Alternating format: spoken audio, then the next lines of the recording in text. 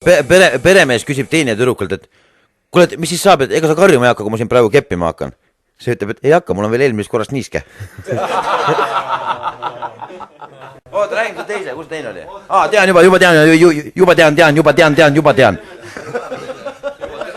Ikka mõne paks mees nagu mürakas läheb arsti juurde, doktor, no ma olen nii paks, no mis teha, kus ma niimoodi lähen ja üldse ei opasta ja mingit kuradi ühtegi elu ja kassi ei ole ja doktor pole hullu, meil on olemas spetsiaalne dieedikuur, ilgelt mõjub 3 päevaga, välk paukra, kõik on nii sale, nagu vaata parem kõrvale, kurat. Väga hea vend maksab siis mingi uipu pappi selle eest, saab oma dieedimatsu kätte, 3 päevast tulebki, ongi nii lahja nagu viimane kont ja doktor, et nüüd on kena küll, aga see kaal läks nii kiiresti alla, nahk ja kõik üle, mis nüüd saab.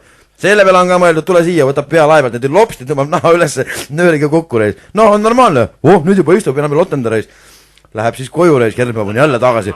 Kuule doktor, nüüd on küll kole lugu, et naba on ju keset nägu. No ja mis siis, vaata mis sul lõua all on.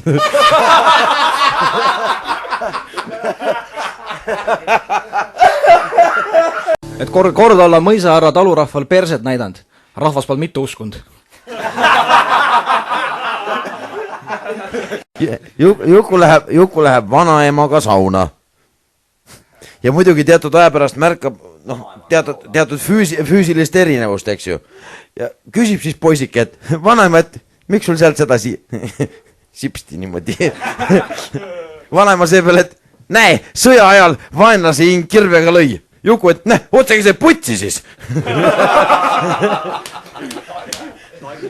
Istuvad 3 valget meest paaris ümber laua, jah? Võtavad viina, aga kõrvallauas istub must. Ja muidugi nendel saab paar klähvi juba sisse hammas, kõrad niuke, tahaks kellega liigiseda. Üks mees panebki, kuule neeger. Neeger, kuule. Neeger. Sa tead, miks sa oled ülekirja must, aga jalad-vallad on valged, ah? Tead või? See siis öeldud, no ei tea ja siis. Aga vaata selle pärast, kui jumal sind värvis, sa seisid püsti, taladid värvimata. Nendel muidugi, nalja kui palju, kõik naeravad laia kõriga. Viskavad veel ühe napsu lipsu taha, kurat. Teine vend küsib, neeger, kuule, kuuled? Aga seda tead, sul on nagu jalad allad on küll valged, muidu ülenud keha pruun, aga vaata peopesad on ka valged, tead miks või? No ei tea, no. Vaat sellepärast, et kui jumal sind värvis, sa seisid püsti ja kätega toetas vast seina, peopesadid värvimata, kõigil hästi naljaks. Hästi palju nalja kõigil on. Lõpuks must mees küsib, et aga poisid, te teate, miks teil persaagud pruunid on, Vennad see peale, et no, ei tea, aga vaat seepärast, kui ma teile perse panin, siis oli värv kuivamata.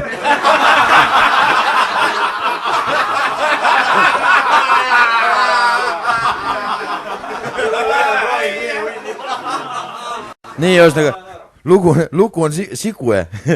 Borussik Ruževski malgutab Natašat ja Nataša klaveri peal, kus juures suures saalis. Ja Nataša siis muudki kuradi ohib, et sügavamale, kiiremini, oi nüüd aeglasemalt. Lõpuks Borussikul viskab närvi üle, hakkab torisema, et kuule, ma ei saa aru, kes siin keda nikub praegu.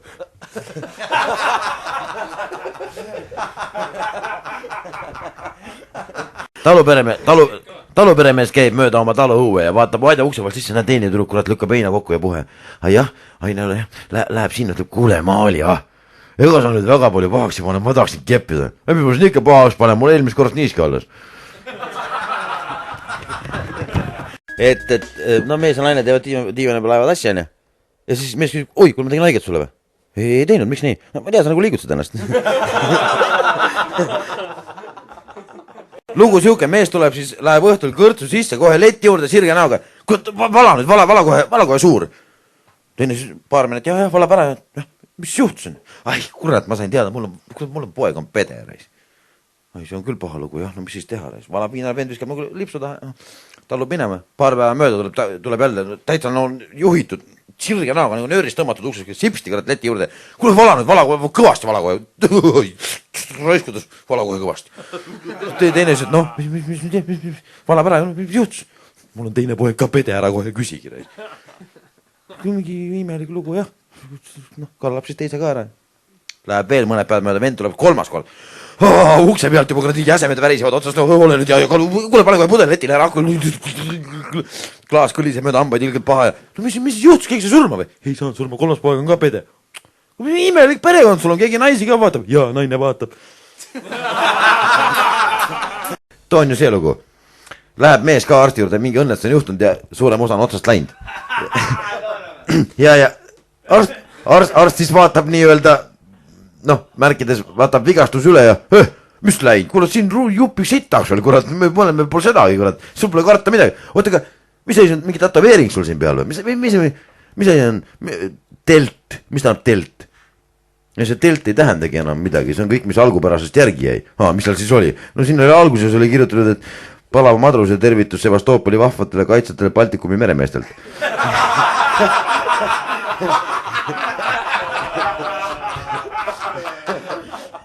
No see jahimehed siis peale jahti peavad väikest koosolekut seal ja võtavad viinuskitt ja mees siis rääkima oma jahimuljed, et kurat, lähen metsa ja jumal teab kust äkki jumal abiga karu vastas, noh, mul püss õlal ei jõua seda välja võttagi.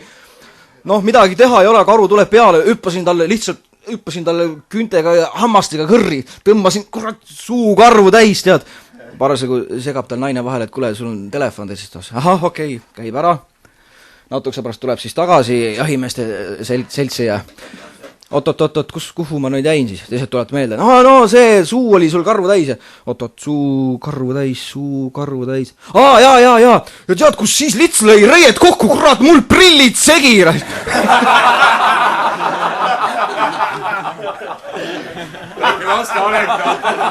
Vend läheb majja.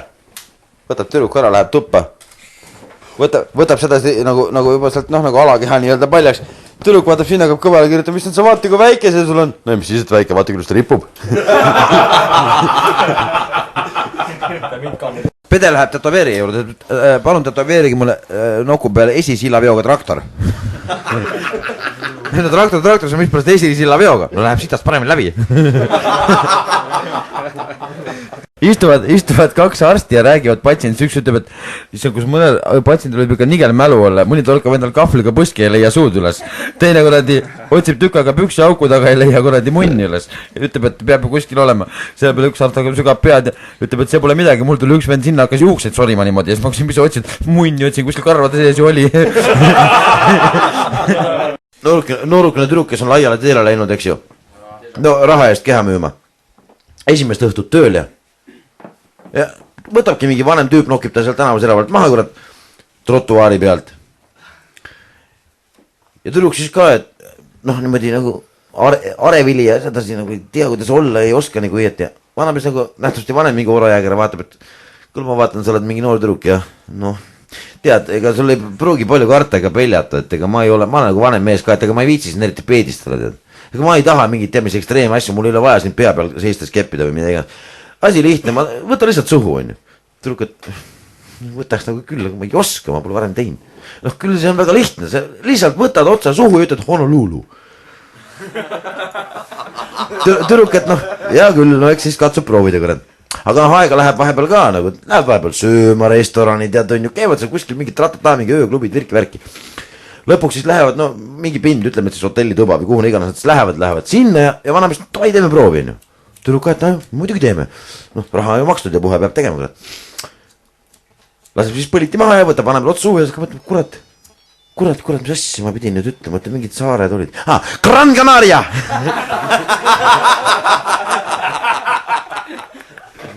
Istuvad mees ja naine paaris, eks ju, vastastikku üle laua. Ja noh, veinipudel on kahe vahel, sedasi laua peal. Ja naine siis silitab selle pudeli jämedamat osa niimoodi. Endal on silmad kuskil laes. Ja mees niimoodi paneb seda tähele, küsib, et kuule, millest sa mõtled, Ma võin sinust ka mõelda, silitab kaela edasi.